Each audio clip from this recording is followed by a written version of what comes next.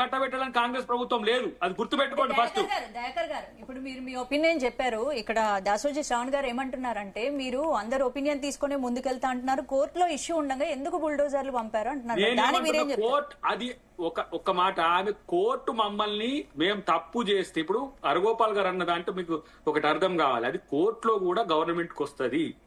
అయినా సరే మీరు యూనివర్సిటీకి ఇవ్వండి, దాని ఎకలాజికల్ గా ఉంటది, విద్యార్థులకు మంచి జరుగుతుంది, కాంక్రీట్ జంగిల్ అభివృద్ధి కోర్టులో మేనేజ్ చేస్తారు ఆయన. మీరు talking like your Revanth Reddy. Sorry, కోర్టులో కూడా మీకే వస్తారంటారు మీరు, సుప్రీం కోర్టులో కూడా అట్లే వస్తారు, ఇక్కడ అట్లే వస్తారు. అన్నా సుప్రీం కోర్టు డైరెక్షన్స్ ఉన్నాయి, హైకోర్టు డైరెక్షన్స్ ఉన్నాయి, వాటిని కాదని ముందుకు పోలేము. లీగల్ ఫ్రేమ్స్ ఉన్నాయి, ఎన్విరాన్మెంట్ గురించి